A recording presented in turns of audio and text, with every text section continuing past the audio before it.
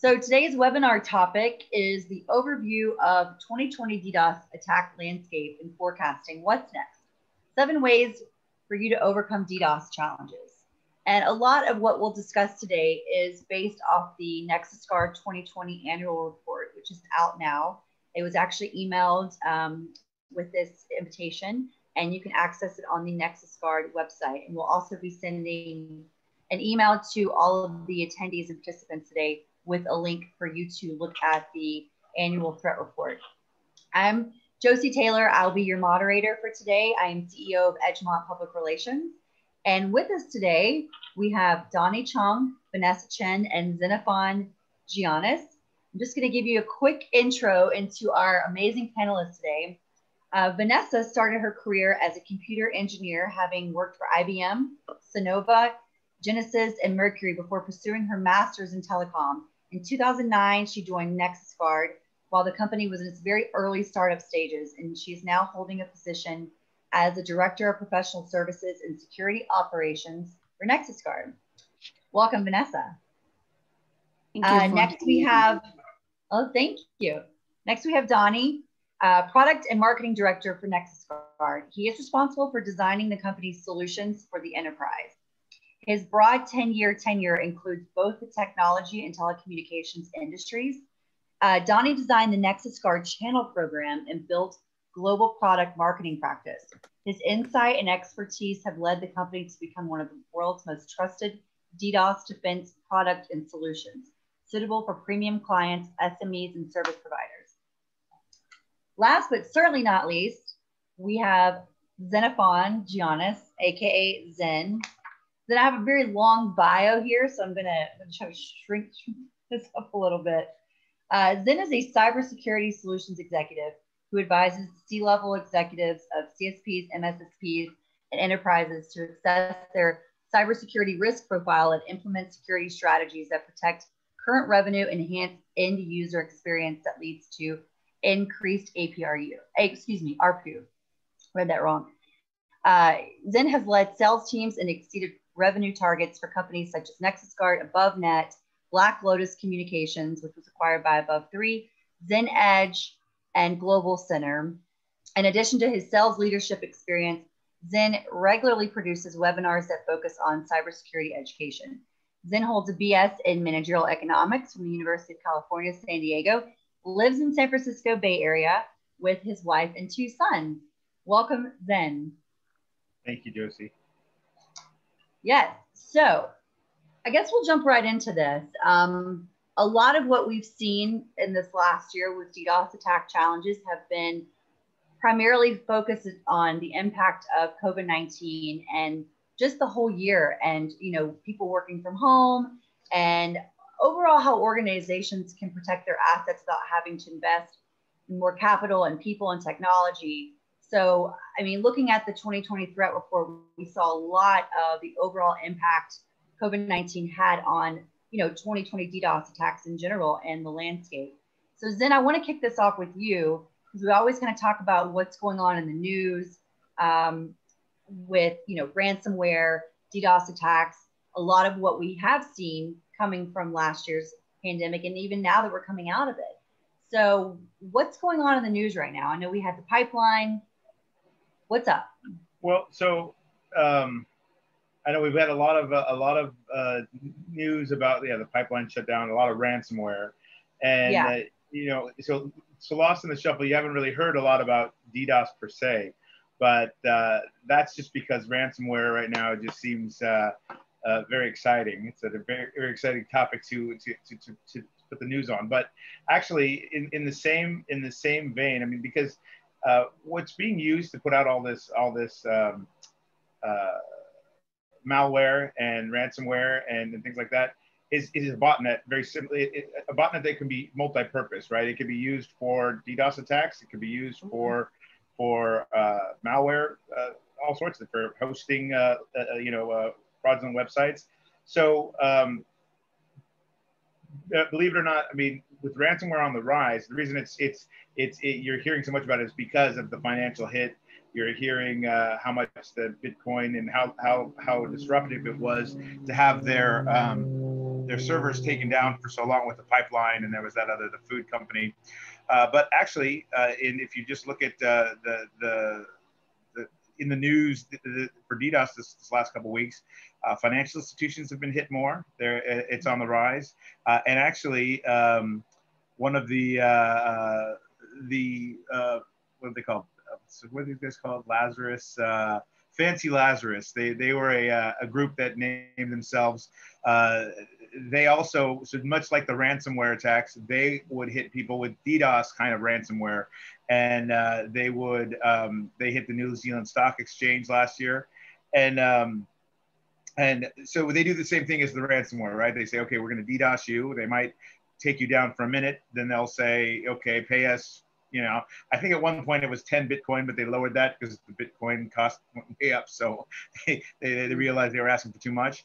But they're back, and I think I think it's almost like in those circles of the dark web.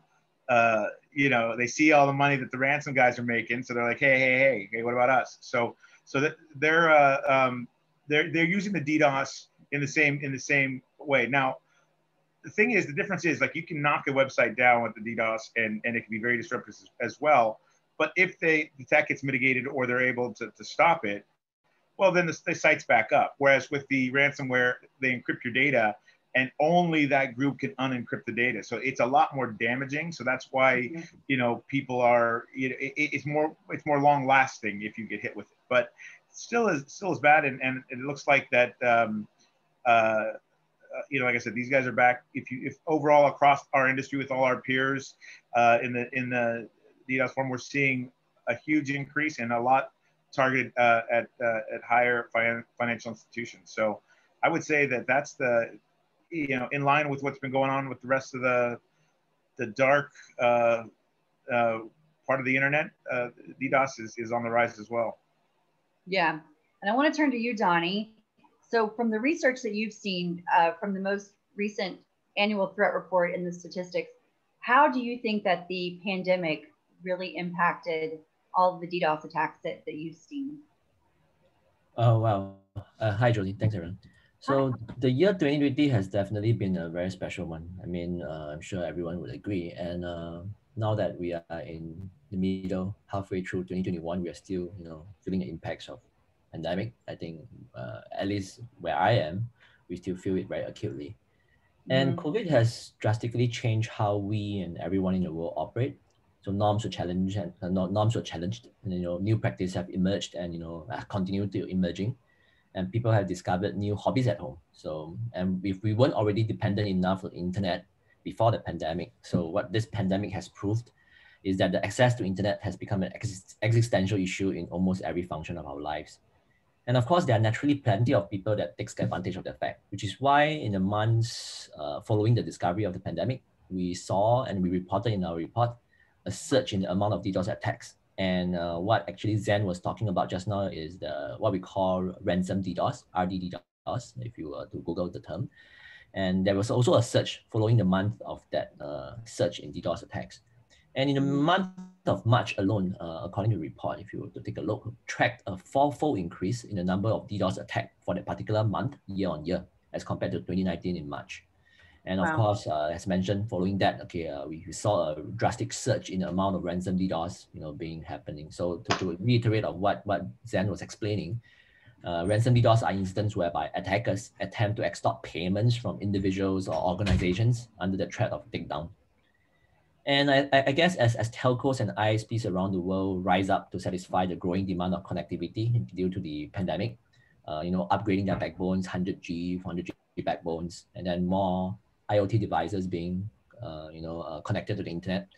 This in turn feeds to the attackers and even larger pools of potential botnets to be, compromised, and even more bandwidth for them to launch, even larger and more potent DDoS attack. I guess in all, I think it's sadly a vicious cycle that, every one of us in the internet is, embroiled in, and it gets sucked into. And I don't think that is something that's going to change. Attack will continue to grow with or without pandemic. Okay, just an accelerator. But, I think this is going to be the continued trend. Back to you. Yeah. Thank you for that. And then Vanessa, you're in the SOC from an operations angle, what are some of the trends that you've seen, from 2020 to 2021? I mean, also, in different parts of the world, with different DDoS attacks from an ops angle. Operation, if we look into, I'm not talking about 2020, but 2019.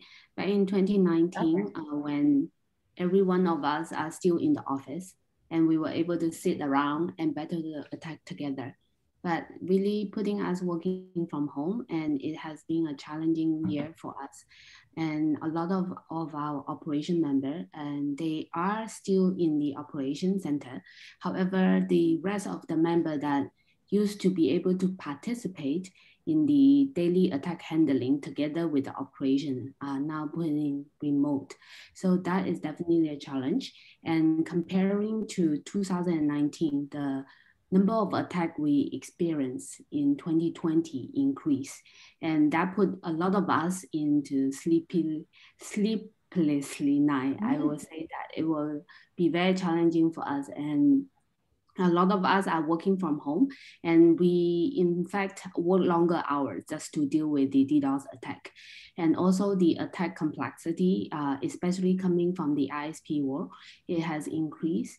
And a lot of copy bombing attack that we are observing, and therefore dealing with this type of attack, it takes not just people, but also the technology, and together to work to deal with the attack problem. And we are also seeing an increase in the attack towards the online gaming industry. And the type of attack that are facing them is not just volumetric, but a mix of application and volumetric attack. And when dealing with this type of gaming customers attack, we have to do very thorough baselining and able to segregate their profile properly. And when they are under attack, we have a surgical mitigation to deal with the attack that target different applications. And that really putting our operation into a lot of stress when facing the attack in 2020. Oh, absolutely. I mean, we saw everybody was at home and online gaming and attacks in home systems. I mean, Zin, we talked about this in some of the last webinars, which is a lot in the annual threat report, is the increase of online gaming attacks, not only in your home gaming systems, but sports betting, online gaming, all of that. Yep. What are some of the things that you saw then? I mean, I feel like that was in the news every other day. Is the online gaming and the different sort of hackings within the gaming industries just was more mainstream and a lot more common, especially with ISPs have gaming customers and high rates that they could get attacked. Well, you're starting to see a kind of convergence. So there's not really a lot of difference between gambling, like online gaming gambling, and online gaming, multiplayer game play, right? I mean, the money is huge in both, right? I mean, just if you're in one of these what do they call it, esports gaming teams, I mean, the prizes are millions of dollars, and tons of money being spent on that as well. So you're before, 10 years ago, 15 years ago, people would go after the gambling sites because they would pay money because there was a lot of money to be made there, more so than anywhere else. But that's not necessarily the case. And then as we're seeing it converge, like in the United States, everybody is very, it's almost like they're anticipating this thing to occur, which is going to be that online gambling becomes legal in the United States. I mean, they've tested it in Vegas and in New Jersey, where you can actually online gamble if you're within the state geo, within the boundaries of the state. So like even if you try to VPN out, they'll know from your GPS that you're not in Nevada, so it'll block you.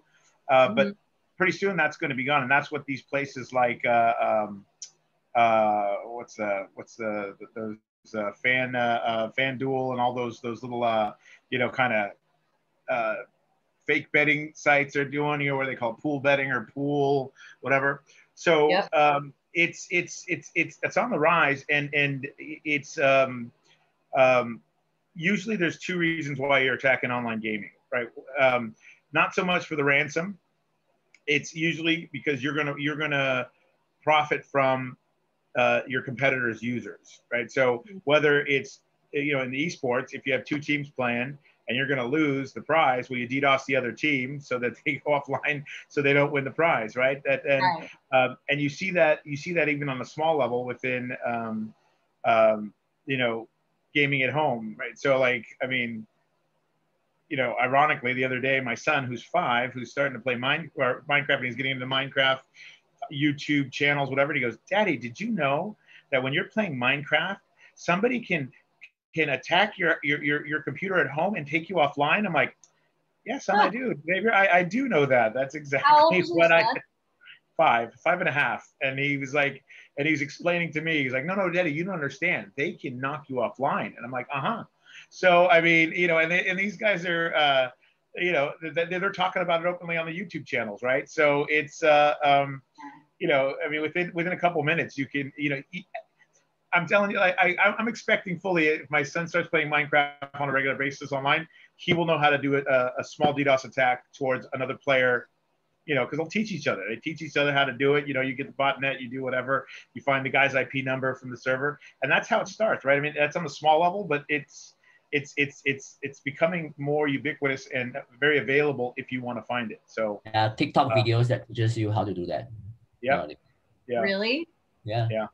Mm-hmm. I mean, I will admit this, I picked up a quarantine hobby, which was Call of Duty. But you can tell when the people on PC, the PC players versus, you know, PS4, PS5 players versus, you know, Xbox, whatever, but you can tell if someone's like hacking. It's very, very obvious. So, I mean, taking that on another level and attacking your home gaming system and taking off like your entire neighborhood or your street or, you know, what have you, that's a different level. Well, so, and you know, so you could say like, okay, so let's say my son learns how to do it with his friends or whatever, and it's funny, he knocked his friend offline. But the upstream impact of that is that if there's a regional ISP, they're not set up to take a 1, 2, 3 gig attack for a neighborhood network. So they could have an outage that takes out, like you said, a whole neighborhood or a whole part of a city block. And sometimes they have a mix between business and residential customers. So, because regardless what they tell you that you're on a business internet or home internet, it's the same routers. They don't really get new routers. They don't separate it like that. So, you know, you could be taking down a local hospital at the same time you're taking down a little kid down the street. So you know, even though it's, you know, you could say like, oh, these are just kids. Well, even though they didn't mean to take out a whole hospital or a whole other thing, that's the you know, what do you call it, collateral damage. And that ISP is facing, you know, a lot of revenue loss and chargebacks and things like that. So it's still a real world, even though there's not big money in it, right? It's not big money motivated. It still causes a lot of damage. Right.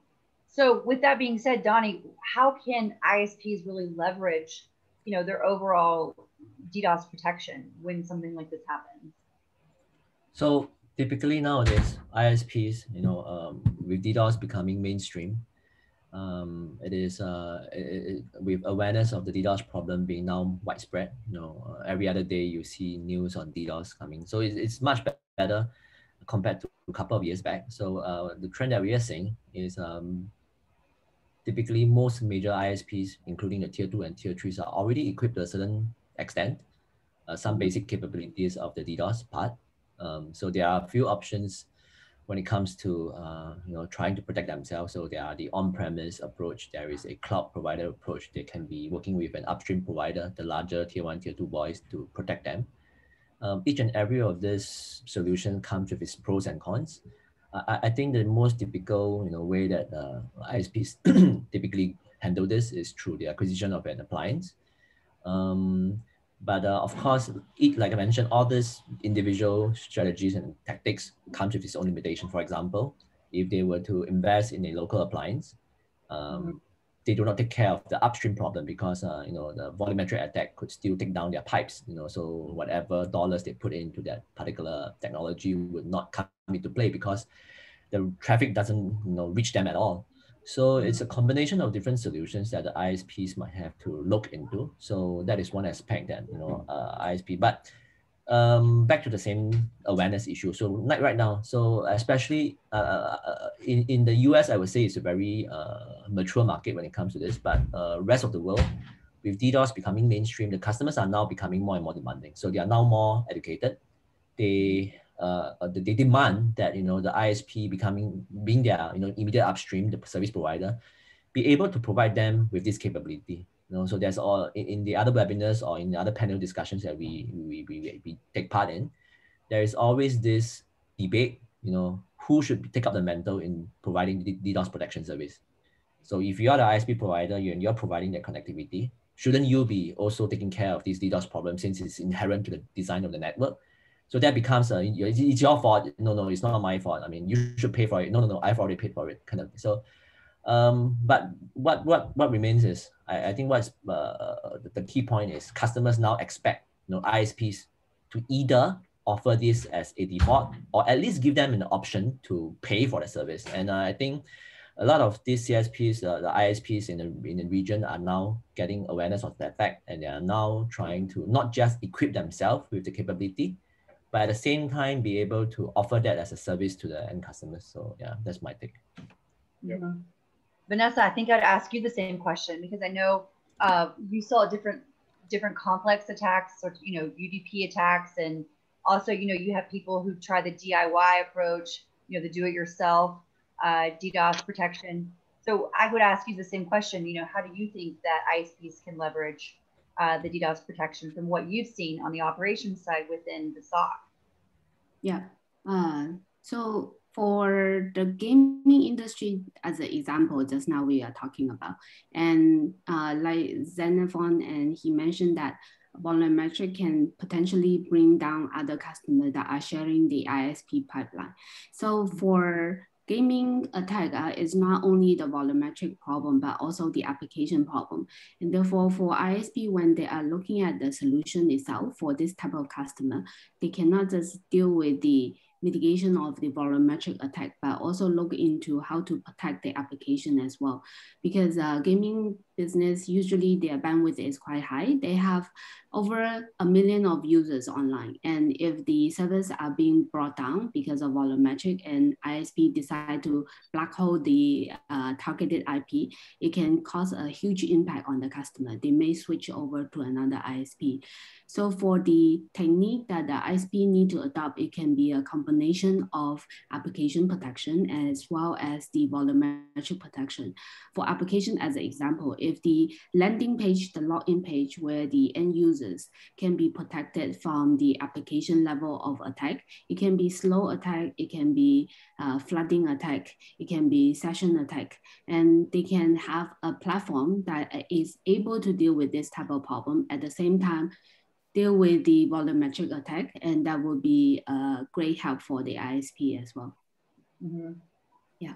And I know, I'm going to switch gears because I know we just briefly discussed the different various attacks that you saw in the complex attacks, but I want to move into the bit and piece attacks and their overall effect on CSPs. And I know, Donnie, this is something that you saw a lot of when you look at last year's threat report, and then also into this year. Now that we're in we're in June of 2021. What are some of the growing trends that you've seen, especially with attackers using the bit and piece attacks, and really the overall effects it's having on the CSPs? Yeah, so bit and piece attack, when we first discovered it in 2018, okay, and around the same time, I think in the other markets, we've heard mentions about it. So it is also commonly known as carpet bomb attacks. So before I dwell into what it is, or rather the impacts, so let me probably give a very brief overview of what a bit and piece attack is, as opposed to a typical DDoS attack. So in a typical DDoS attack and scenario, so attackers would attempt to congest a targeted IP address with bogus traffic and malicious traffic in trying to overwhelm that single IP address. So from a From a detection perspective, from a CSP level perspective, it is kind of obvious. You see that typically this IP receives X amount of traffic, but over time it is receiving about 100x of traffic. So from a CSP perspective, it's easy to take action, so they know which IP is particularly is being attacked. Their detection system, if it's based on thresholds, they can pick it up rather easily. So as opposed to a typical DDoS with what I've just described, a DDoS does the opposite. Instead of throwing all the traffic into a single IP, what they do is they spread out the attacks over a pool of across different subnets. So it can be as little as 200 IP address to thousands of IP address. Wow. So instead of throwing 1 gig or 10 gig or 100 gig IP traffic at one IP address, they can go as little as 15 megs, 15 Mbps, 20 Mbps, then 30 Mbps per IP address. So if you multiply that by the attack surface, say for example, just 500 IP address, multiplied by 30, that's effectively a 15 gig or 150 gig attack, my math. But anyway, you get the idea. So on a per IP level, okay, it becomes so small that it's virtually indetectable, because you're going to see a surge of 10, 15 megs. That's nothing on the ISP level. But if you combine them together, the effect is this combined traffic would be able to congest the ISP. And that is a problem for CSPs now, and for most technologies that's that's being deployed by the CSPs, because it's not designed to do such things. So this attack, when we first found it in 2018, over the years, it's still happening. In fact, if you look at the report, we've reported that over the 2020, we've seen at least 300 or 400 networks that have seen this attack, and that's just what we have saw. So just the tip of the iceberg. We believe that most CSPs are seeing it. If they're not seeing it, it's just happening and they don't know it, and they're seeing, they have no idea why the attack, why their network is being brought down and stuff like that. So and the thing is, over these years, the BNP's attack has been evolving as well. In its first incarnation, it was basically just volumetric attacks, UDP traffic. So it is now evolved to the point where they are now using application layer protocol attacks, SIM flood, and they mix it with other vector attacks. They are throwing IP address, they're throwing large traffic at single IPs, trying to divert their attention, at the same time layering it with BNPs. So attacks can become quite complicated. Attackers, if they want to do it, and we've seen an example of it, they can be very, very determined. So they mix a lot of these vectors together, blend it into a super blended attack. And basically, these are the kind of attacks that we are seeing targeting the CSPs now. Motivation, they're still trying to take down 1 or 2 customers, but instead of just targeting at the customers, why not take up the somewhere along the value chain, right? In this case, the ISP. So this BNP's attack we've seen continues to be a problem, and a lot of CSPs are still trying to find a solution to it. And I have to admit that there is no simple solution around it, because it still continue to evolve. So at Nexusguard, what we do is we see these attacks a lot. So we use a blend of AI-based mitigation detection, okay, and together with the expertise of Chichi and Vanessa and the team, our 24/7 the SOC who's seen this attack, we know what it looks like, we know the trends, the system, our platform knows what it looks like, and I think that's through years and of the big data collection, machine learning, being able to pick up these attacks. But even then, I have to be honest, okay, attacks are evolving, and we still have to rely on the expertise and experience of our SOC to detect these new variants, you could call it.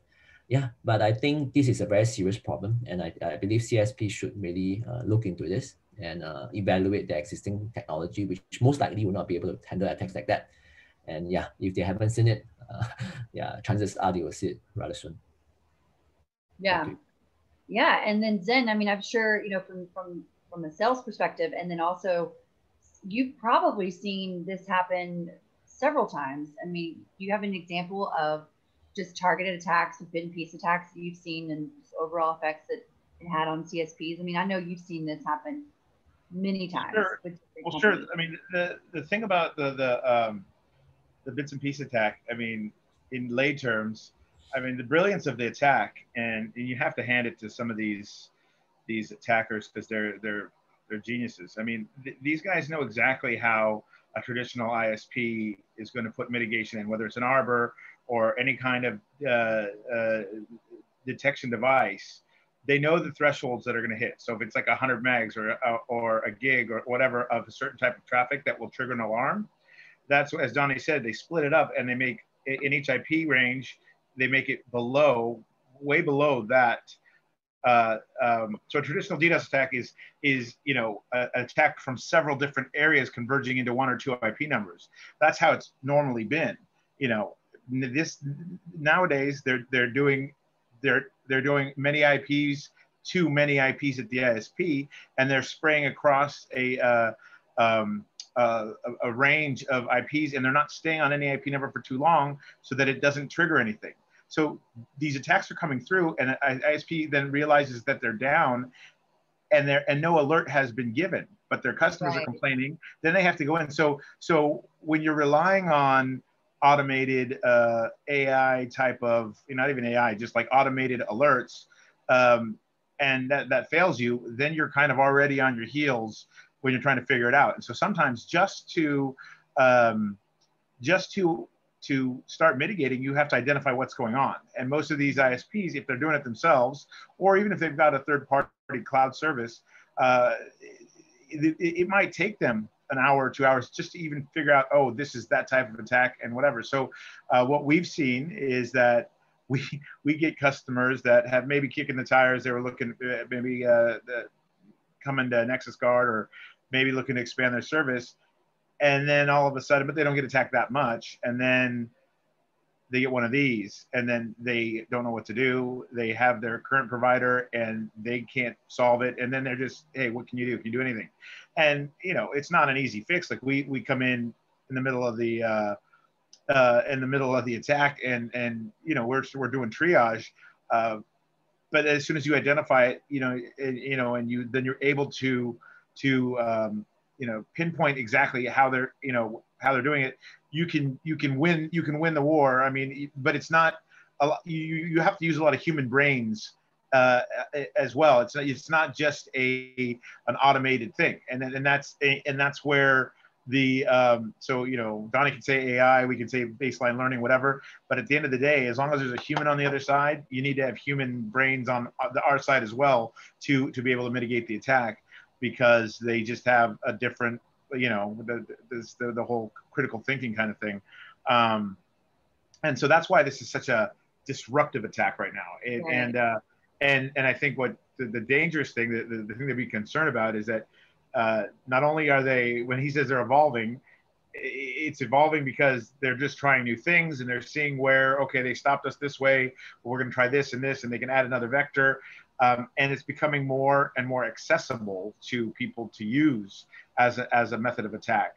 So when it becomes easier to use, then more people are going to get hit. And it's not so much they're attacking ISPs, they're still attacking end users, but they know that the ISP can't defend against it. So they're going to be able to hit their target easier and better. But the collateral damage is the ISP is completely destroyed for that during that attack, because they can't stop it, and they have a lot of customers down. So yeah, we've seen, I mean, we see it in regional areas. I mean, for the beginning of last year, for some reason, all the the majority of ISPs in Brazil are getting hit. And then it kind of settled off for a while, and we helped quite a few of them. And then it kind of went quiet. And then lately, looks like the memo was sent out, and they all started doing it again. So you'll see it in different areas. And I mean, just like anything, it's probably a small group of bad actors that kind of know each other. But you'll see trends in where it's happening, right? So. But yeah, we're seeing a lot more of it, and what it comes from the sales side is that, now ISPs that haven't been hit, they see that their partners or their competitors or whatever got knocked out, and a lot of them share the same customers. So their customer then comes to them and says, well, are you going to make sure that you don't get hit? I mean, and they're trying to have an answer, but they don't know. They don't know what the answer is. It's not, I just bought a box. That's Right. not an answer anymore. So, you know, yeah. So it's on everyone's, the front of their brains, right? That's what they worry about it a lot more now, and it's known, right? Oh, absolutely. And then Vanessa, I know, you know, Donnie and Zen mentioned what you've seen in the SOC, you know, in the operations angle of everything. When it comes to bit and piece attacks from different parts of the world, have you seen an increased trend in certain areas versus others? Yeah, certainly. For 2020, that is the time that we are seeing the bit and pieces attack targeting our ISP clients. And this trend has continued and back in 1 month ago. And in fact, one of our ISP customers were under bit and pieces attack. And like what Donnie mentioned, the attack has evolved. It has new variants. And so what we used to implement it for our previous ISP customer did not work for this ISP's attack. And what we saw in that ISP attack is that Nexusguard, we no longer just rely on the host-based type of detection, meaning that looking at the traffic going to a particular host and see whether the host has been under attack.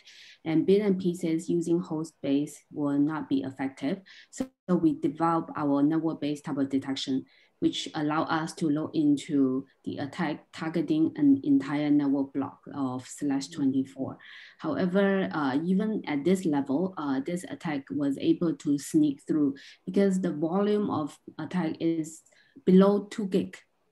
But for the ISP with 16/24, for 2 gig of increase, that is very normal, right? It can be someone start downloading something and from Amazon and it already increased that 2 gig. When we are looking at our platform, we were not able to see the attack at all. But customers are reporting they have an impact, but they don't know where is the problem. And they are expecting us to go and find it out. So our operation have to look into all the data from the flow and look deeper into each of the block and see where the problem is. Eventually, we identify a high packet rate. And this high packet rate is triggered by a lot of requests that are coming in very small packet, like Donnie mentioned in 2020, the attack annual report. So we did observe an increase of TCP attack in the small size, but high frequency. So we are seeing that in this ISP. So we have to activate the protection for ISP using the TCP authentication. But in an ISP environment, because there are so many type of services running through their network block, and having this authentication turned on, it can potentially impact other business as well. So it need to be taken cautiously whether you should implement it or not. So the operation intervention really help in these circumstances. But we do admit that Nexusguard side, we continue need to evolve and improve in our way to mitigate this type of attack, because the attacker is able to mix and match and manipulate different type of vector just to bring down the ISP itself. Wow. And I know when we're talking about, you know, what we've seen and how we can, as we move forward into this year and even into 2022, what are some different, you know, predictions and recommendations? I mean, Zen, I'll throw this one at you. We talked a lot about productization and monetization and what you would recommend for CSPs who are looking at, you know, into monetizing and productizing DDoS. What would you recommend for that when we move into, you know, ahead at 2021, even mid of this year and then next year? Well, you know, as Donnie kind of brought up earlier, you know, in our research, the trends that are happening right now in the buying market, you're no longer seeing customers or companies buy network as a product as in the past, right? Where they're buying a circuit and then they buy their own router and things and put it all together. What they do is they end up now it's more like network as a service, right? So you're able to buy a virtualized router or a managed router from the ISP. You're able to get a managed firewall. Some of your services are in the cloud, and it's on like a subscription based, but you're not having to throw all this CapEx out there and figure it all out yourself. That onus is on the service provider. Well, along with that, as Donnie said, the customers are also expecting the ISP or the CSP to provide that security as part of the service or an option of the service. So, well, first of all, they expect the network to be DDoS resilient, right? So they expect that you're going to keep your network up. They don't care whether they have DDoS attack for themselves. They're just saying, I'm not going to go down because one of my neighbors is getting hit. So, so that's becoming like a status quo. That's just understood, right? It's almost like in the data center market, back in the day, they'd be like, oh, we have N+1 generators and batteries or whatever. They don't say that anymore. They say, of course you do. Like, I mean, you're going to have battery backup or generated power. Well, same kind of thing. Yeah, we have DDoS protection on our network. Yes. And then, okay, now you want specific protection against your IP space or your applications or things like that. They expect the ISP to be an expert in that and provide that service. So whether or not you're trying to monetize or you want to do it, it doesn't matter. I think I mean, you can give it away, but regardless, the customers are going to expect you to have it. And if they don't, one of the other things that we've seen is that customers, now that they're more savvy and it's becoming a requirement, that they're willing to pay more for the service to help them. And they're also willing to switch providers if they don't have it where they're at, if they think there's a better offering somewhere else. So you not only risk not getting new customers, but you risk churning your existing embedded base because these customers, let's say it's a customer that's been with you for 5 years, let's say it's a school or a small government or a small government office or a regional bank or something. Well, all of a sudden, DDoS has now become a requirement for them to be in compliance. So they have to have it. So whether they love you or not, they are being required to have this. And they can't just go, well, we've been in business a long time. They have to then put it out to bid and get a new ISP to deliver it. So so to answer your question, basically, the ISP or the CSP has to have an answer to that question. They have to have a plan, if the plan's like that they're not going to do it, then they have to expect that they are going to churn a certain amount of clients, because the thing is, these clients, they don't want to spend. They've all learned, right? They're good at what they do. They're not good at, like, even if you buy a firewall, right? If you don't know how to configure the firewall, you can't just turn. What do people end up doing? They turn on the firewall, and then if they put it on high security, it blocks everything. Then they can't use their stuff. So they end up turning it down on lowest setting so that they can still use it. They got all these ports wide open, but hey, I got a firewall, right? I mean, and then they end up getting port scanned or something happens, and so they would migrate over to more of a managed service of a firewall, right? Same kind of thing with our web application firewall service.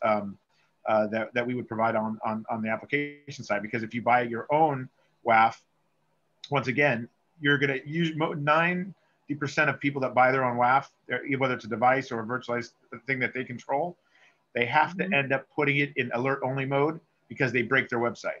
So they just leave it in alert only mode and react if the thing gives them an alert, rather than having it on to actually actively block, because it takes a lot of time to set it up and they don't have that expertise. So that's where you're seeing they'd rather buy the security as a service, and along with their network as a service, and really also take the onus or the responsibility off of themselves so they can do what they want to do. So the opportunity for the CSPs is to be able to meet that need, because the customers aren't only doing it with network, it's the trend everywhere, right? You're buying everything as a service. You buy music now as a service. Right? You don't buy it. When was the last time you bought a CD? What's a CD? My son asked me that question the other day. He's like, what is that? Is that a movie? I'm like, no, that's a CD. He's like, why would they put music on that? Because everything streams now, right? So so so it's going that way. Everything is you're consuming it, and you have a relationship with your ISP. rather than I sold these guys a circuit and, you know, okay, I hope they buy more stuff. You're now having a relationship with them and selling them an experience of their network, you know, their network infrastructure. So, and they're going to be, you're their trusted advisor, really, not just their ISP that they bitch about because the network went down, right? So it's everything's kind of changing. So I think that the CSP market has to evolve, even the smaller ones, and along with the cloud, it's becoming a lot easier for providers to do that. That's one of the reasons we do what we do for service providers and offer our managed offering for them, so that they can turnkey into it without actually having to do it themselves. So, or try to create the whole product set for their customers. But yeah, it's kind of the new world economy that we're going into, and along with that, you are able to monetize because you will get ARPU, you know, and if not just to offset what you're going to lose in regular churn anyway, right? So it's something that has to be done. And Donnie, I obviously want your thoughts on this topic. When we're looking ahead into this year and even 2022, your predictions and recommendations for CSPs, ISPs looking to monetize and productize. Yeah, so to add on to what Zen has said, so 5G is one of the hottest keywords, right? So with 5G being implemented, so there are now an increased attack surface. Why? How? So with 5G now, we see more organizations trying to slice the network, okay, using the 5G as a base to run virtual networks, to run applications, and stuff like that. So as organizations continue to do that, CSPs will find that the attack surface has increased. So there is now not just on the network layer. So they are now running application fabric over the 5G network. So that becomes another target for themselves. So it's no longer in the past, right? Mobile networks are hardly attacked, right? Because they don't really have any content. So it's really just for internet access and so on and so forth. But CSP will on that front will definitely see a more increased activity, so more demand as well. So of course comes with opportunities for them to experience revenue growth. So on the prediction side, apart from that, so I think in line with the trends that we've seen this year, we're going to see more incidents. Unfortunately, we're going to see more of CSPs being taken down as a result, outages that happens, even if they have existing technologies, designed or rather invested to help them. And I think that's going to be one of the main predictions, or rather main problem that I see in the market. If they continue to rely on a single piece of technology or really a traditional approach to mitigating or detecting DDoS attack, then I think outage is going to be inevitable. I mean, already in 2021, we've seen large networks that we thought would never go down, okay, has gone down. So in security, we like to say it's not a matter of if it will go down. It's basically a matter of when. Name it, the largest network, the most stable network, everybody has gone down. So there is no certainty in terms of mitigation, but I think in time to come, I think 2021 and 2022, we're going to see more of that, as well as the other challenges. So we talked about size as well. So although we see the attack pushing limits, breaking into terabit level, I think it's just going to be a matter of time where we see terabit scale attacks becoming normal and not surprising anymore. But if you were to look at our report, in fact, the majority of attacks are still rather small, less than 10G. And I think the takeaway is small doesn't mean it's good, because attackers are now getting smarter. Although large attacks are easier to launch, but the majority of attacks that we see are less than 10G, and there's a reason for that. And the part of the reasons is the bit and piece that I talked about. Okay, so they know. I mean, loud isn't good. So they want to fly under the radar. They want to make sure that the attack, they want to be smart in using their resources. So the attackers are smart. So it's no longer a matter of just size. Although that still happens. Occasionally you still see. I mean, at Nexusguard we see 100 gigs, 200, 300, 400 gig attacks on a daily, on a weekly basis, if not a daily basis. But it's common. But I'm just saying that there's a lot of attacks out there that are still very small and potent. So yeah, and of course, you know, in terms of the other stuff like I mentioned earlier, we're going to see a lot of ransom DDoS because DDoS is going to work. So you're going to see continue in you know, enterprises as well as you know, individuals being held ransom. You know, pay us X Bitcoin, or if not, we'll just launch the attack at you. Yeah. So I think those are the general predictions I have for 2021 and 2022. Yeah, I definitely agree with that. I mean, the ransomware with the Bitcoin, it's just everyone seems to be easily available for them to do that, unfortunately. And then Vanessa, from an operations side within the SOC, I know Zen talked about briefly sort of the DIY when they're looking to productize and monetize, you know, they kind of did the do-it-yourself approach. What is the downside of doing that? That does not seem like the best idea. Doing all this by yourself will cost you a lot of time and money to do it. And the time to run an operation and to build the talents as to run the security operation center, it can take years. And even if you already built up this SOC, whether they will continue to work for the company or not is also a challenge to retain the talent, because the skill set of security specialists is really demanding by the market, and therefore they can move to other company easily. So this is on the people challenge. And on the technology wise is integrating all these type of technologies just to deliver the outcome to the customer. It can be very complex as well. If you don't have an existing playbook that teach you how to do this and build it on your own, it takes years of exploration. And this is a technology portion of challenge as well. So for me, the recommendation that I will be giving out is when dealing with or evaluating a partnership or vendor solution, look into both angle, people angle as well as technology angle. And on the technology, I often tell all my customers that if you're looking for technology, not just purely on the on-prem solution itself, you need to look into whether there is a cloud to back you up when the capacity of the local scrubbing exceed what you can handle already. And just technology platform itself. And if we look into dealing with DDoS problem, we need to look into how you are going to help your customer to divert the attack into your scrubbing center. So the traffic diversion is one area they need to also evaluate whether you can find a vendor to help you to automate the process so that your operation will not need to do it manually, or your customer will not require to wake up middle of the night just to divert the traffic over. And you also need to look into a vendor that can do well in detection, because like what we share, there's bit and pieces attack. And there is a very sneaky attack like UDP, small packet, and how you can detect those type of attack. And there is also requirement coming from how fast you can detect the attack itself. Some of the customer will not be able to tolerate even 1 minute of delay, and they need the attack to be filtered immediately. So detection is another.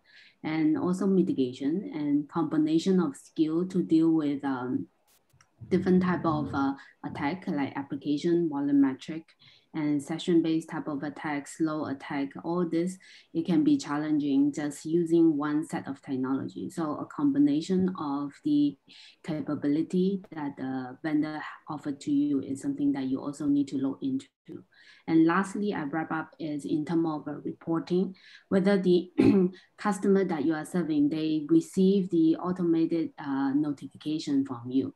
So the combination of event notification is some application team, they may only want to receive application related attack event. They do not want to receive any volumetric attack event. And so whether the notification that you receive from the vendor allow you to offer the customization to different type of customer. So these are few areas that I would recommend for all the customer looking out for DDoS solution, what to look at. Yeah, I mean, those are great recommendations and predictions. So, I mean, Zen, I'm going to throw it back to you for sort of some closing commentary. You know, as we're looking at what we've seen last year from the pandemic and everything as a whole throughout the year, and, you know, we're into 2021, looking ahead to 2022, why Nexusguard? Why Nexusguard? Well, why not Nexusguard? I mean, why not Nexusguard? We've been well, it depends. I mean, why Nexusguard?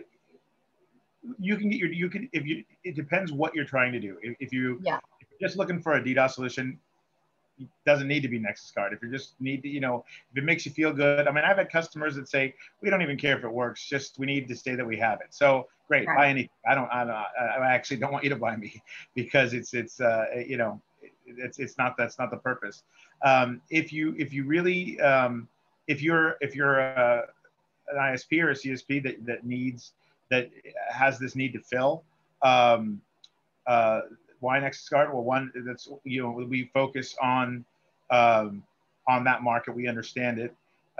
Two, we have basically pivoted our product, our managed offering to fit their needs. So one of the things that we've been doing to take the pain out of the whole process of adding a new product line or service, right? You're an ISP, you do what you do, which is, you're dealing probably with SD-WAN, and you're dealing with all this other, maybe you've got some wireless, and now you've got, legacy customers that are, on older parts of the network. And now, oh my God, I got to deal with security too. Well, right. We take the pain out of that by saying, look, ours is turnkey. We'll help you integrate it into your network, and we'll embed it. And traditionally, the process for most companies, which is a terrible process, is, okay, well, let's do a demo. Let's do a proof of concept. Let's test it in a lab for a couple days or a week. And then, okay, we're going to put an RFP out there, and we're going to get a bunch of data from a bunch of people. And then we're going to close our eyes and roll the dice and hope we pick the right one. And then you're no better off than you were when you started, because none of those things actually will prove that the service will work for you. So what we've done is to we don't necessarily believe in proof of concept, because you don't want to prove the concept.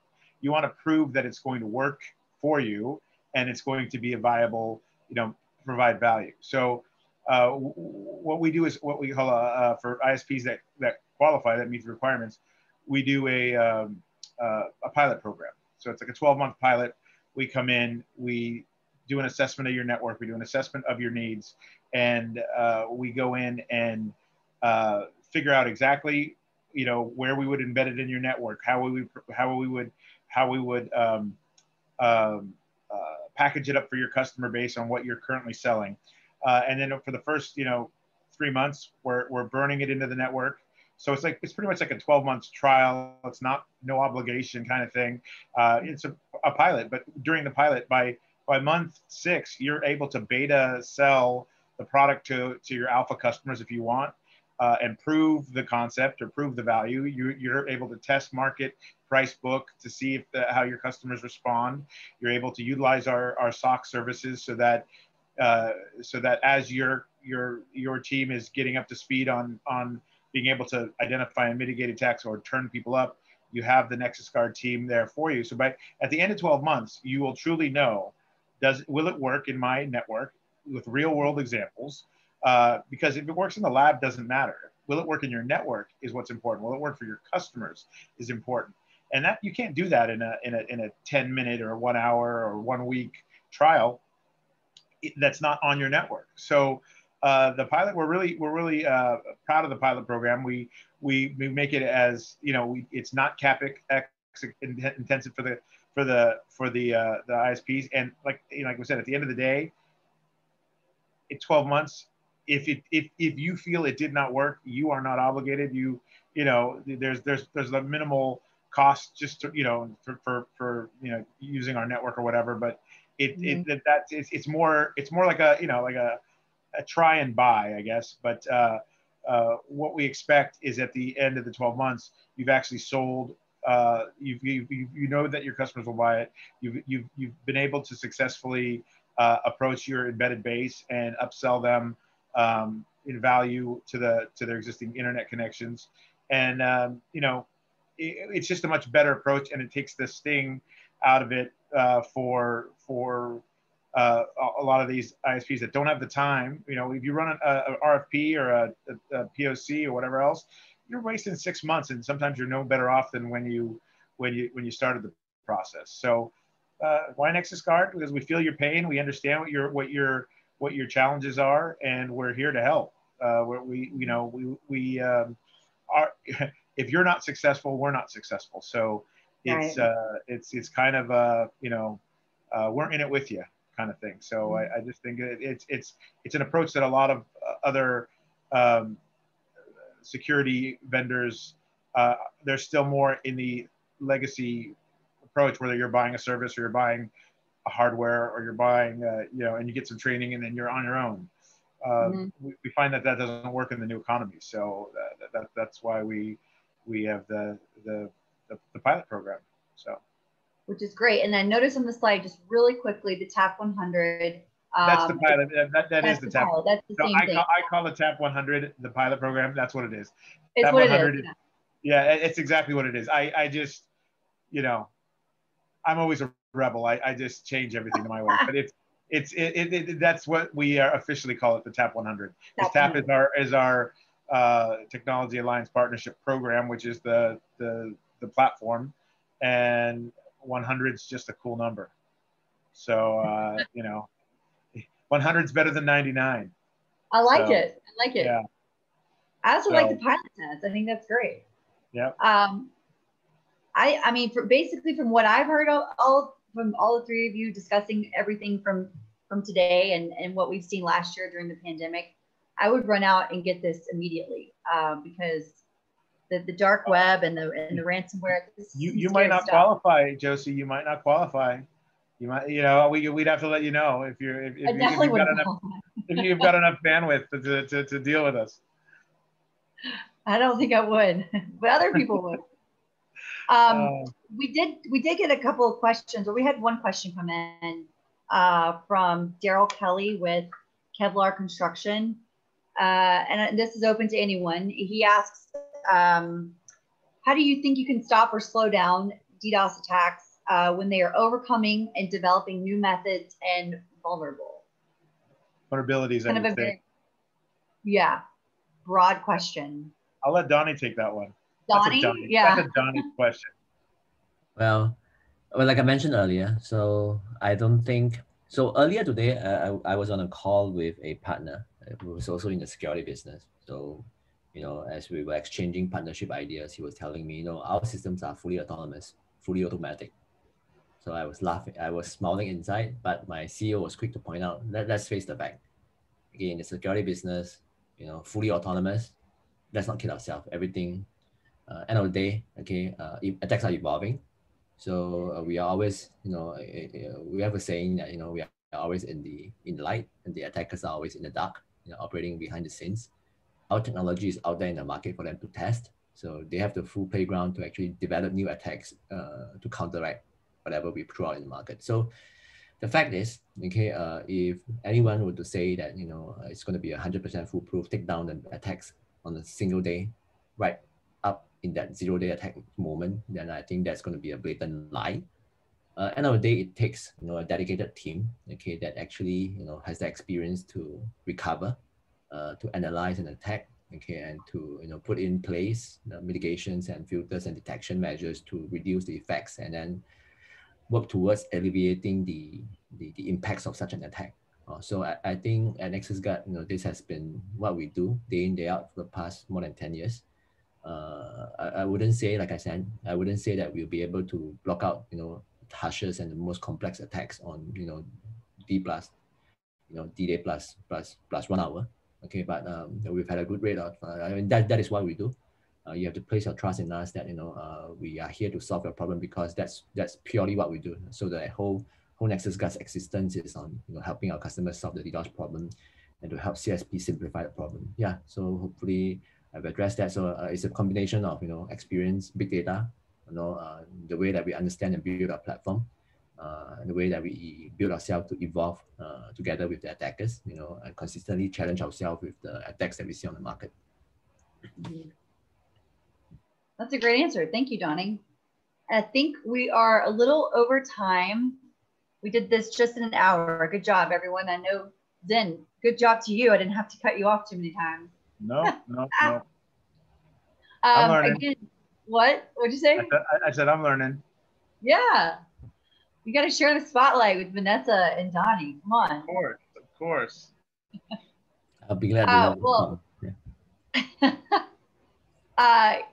these three panelists are available to talk anytime. You can email them or hop on the Nexusguard website and reach out to them. I want to thank Donnie. I want to thank Vanessa. I want to thank you, Zen, for being here today. I know you guys are incredibly busy, so thank you for taking the time to do this all across the world. So thank you. And for those wanting to access the threat report, again, it is on the website, on the Nexusguard website, and it will also be emailed as well to the attendees and participants. Thank you all for attending. We love your feedback. You can complete the survey here, and we are going to be entering one lucky winner will be receiving an iPad. So we will announce that soon. Great. Well, I think that's all the time we have. Thank you guys again. Really appreciate this. And thank you for all the participants for joining us today. Thank you, everybody. Yeah. We're good. Have a good day. Have a good rest of your day and night. Thank you guys. Bye. Bye.